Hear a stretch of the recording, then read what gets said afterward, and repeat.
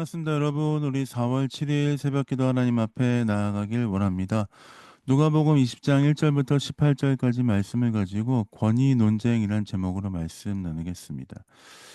예수님께서 하루는 성전에서 백성들을 가르치고 계실 때에 대제사장과 서기관들은 또 장로들은 예수님께서 과연 무슨 권세로 이런 것들을 가르치는가 하는 것들에 대해서 의문을 갖고 있었습니다. 그들이 그런 의문을 갖는 것은 예수님을 어떻게 하면 잡아 죽일 것인가에 그들의 마음에 모든 것이 집중되어 있었기 때문입니다. 그런 가운데 예수님은 대답하여 말씀하시죠. 3절부터 어떻게 말씀하시냐면 그들의 권위에 대해서 물어보신 질문에 그들의 내 권위가 어디서부터 왔습니다라고 대답하지 아니하시고 또 다른 질문으로 그들에게 대답하십니다. 그러면 요한의 세례가 어디서부터 왔는가? 하늘로부터인가? 사람에게로부터인가? 라고 질문을 하시죠. 사실 이 질문도 그들에게 한 질문 가운데 참 어려운 대답이 요구되는 질문입니다. 왜냐하면 그들의 질문 가운데 이 세례가 하나님으로부터 왔다라고 말하면 왜 믿지 않는가 할 것이고 사람으로부터 왔다라고 하면 요한을 선지자로 인정하니 저희가 돌로 칠 것이다라고 하는 것들에 대해서 두려움을 갖고 있었습니다. 왜 그러냐면 그들은 요한의 권위를 인정하지 않아 결국엔 요한을 목베어 죽였기 때문입니다.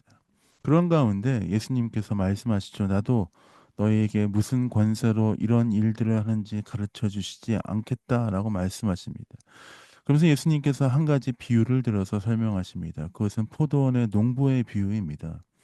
어떤 포도원 주인이 포도원을 가꾸고 나서 그 포도원을 모든 것들을 농부들에게 새로 주고 떠났습니다. 때가 되어서 포도원의 소출의 결실을 맺게 되어서 포도원 주인이 농부들에게 사람을 보내어서 그 결실을 맺고자 하나 농부들은 주인이 보낸 종들을 죽이게 되었습니다. 계속해서 죽이죠. 포도원 주인은 의아해하면서 결국에는 자신의 아들, 아들을 보내기 시작합니다. 그 아들을 보내면 내 아들은 존대하겠지라고 하면서 보냅니다. 내 아들은 공경할 것이다라고 보내지요. 13절입니다. 포도원 주인이 가로되 어찌할꼬 내 사랑하는 아들을 보내리니 저희가 혹 그를 공경하리라 하였더니 어떻습니까? 그러나 그 농부들은 포도원의 주인의 아들 그 아들마저도 무시하고 그 아들도 죽였습니다. 그리고 밖에 내버렸습니다. 왜냐하면 그 아들이 유업을 이을 자니 그 아들을 죽이면 우리가 모든 것을 차지하겠구나 하는 망상 가운데 그 아들을 죽인 것입니다. 그럼 어떻게 하겠습니까? 포도원 주인이 돌아와서 그 포도원 농부를 모두 진멸하고 이 포도원을 다른 누군가에게 주지 않겠는가? 라고 예수님께서 비유를 마무리하십니다. 그러면서 이렇게 말씀하시죠. 모퉁이의 머릿돌이 건축자들의 버린 돌이 모퉁이의 머릿돌이 되었다라고 말씀하십니다. 예수님 말씀하신 것은 무엇입니까? 시편 118편에 있는 건축자의 버린 돌들이 머릿돌이 되었다. 머릿대에 모퉁이가 돌이 되었다. 즉 메시아를 의미하는 너희들이 버린 예수 그리스도, 너희가 권위를 인정하지 않는 예수 그리스도가 하나님의 놀라운 은혜 가운데 중심에 있는 십자가의 은혜 가운데 있는 그 하나님의 사랑의 결정체인 메시아이다라고 말씀하시는 것입니다. 그들은 아무런 권세를 예수 그리스도에 대해서 아무런 권세를 인정하지 않았으나 그는 예수 그리스도는 하나님께서 보내신 메시아이며 그 아들이심을 말씀하시는 것이죠. 이 권위 논쟁을 통해서 우리가 무엇을 배우고 알 수 있겠습니까? 하나님의 말씀에 따라서 약속에 따라 오신 예수 그리스도 그분은 하나님의 권세를 하나님의 능력을 입은 분이시라는 것입니다. 그들은 인정하지 않으려 했지만 그분은 하나님의 약속에 따라 오셨고 모든 권세와 권능을 가지신 분이라는 것입니다. 그들은 예수 그리스도를 믿으려 하지 않았습니다. 왜 그렇습니까? 그들의 완악한 마음과 교만한 마음 때문입니다. 우리의 마음이 그 바리새인과 서기관과 대제사장과 장로와 같은 마음이 되지 않기를 바랍니다.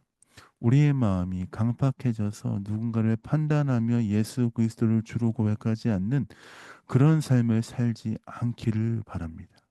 주님을 의지하고 주님을 바라보며 주께서 우리의 구원자이시며 모든 것임을 인정하는 삶이 되어야 할 줄 믿습니다. 겸손한 자에게 주님 말씀하실 뿐만 아니라 겸손한 자에게 주님 이끄시고 인도하실 줄 믿습니다. 그 주님을 온전히 신뢰하는 자, 그들이 우리의 삶이 되어야 할 줄 믿습니다. 예수 그리스도를 온전히 의지한다는 것은 무엇입니까? 겸손히 주의 말씀을 들으며 겸손히 주님 말씀하신 것을 따라 살겠다는 의지를 표현하는 것입니다. 주님, 나에게 말씀해 주십시오.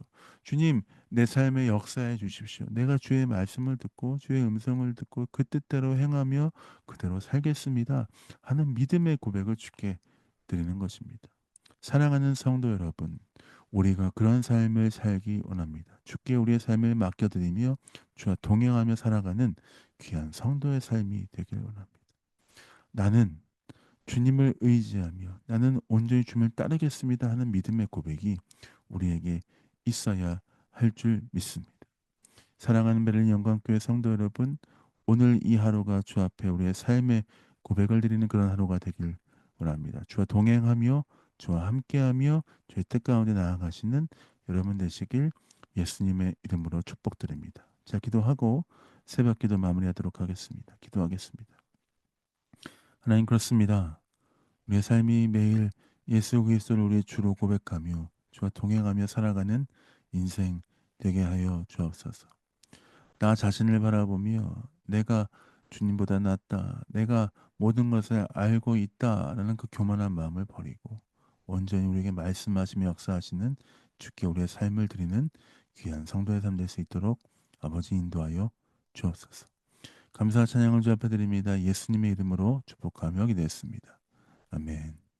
사랑합니다. 축복합니다. 주와 동행하며 승리하는 하루 되시길 원하고요. 오늘도 기도하면서 5분이라도 10분이라도 기도하면서 주와 함께 살아가시는 여러분 되시길 원합니다. 사랑합니다. 축복합니다.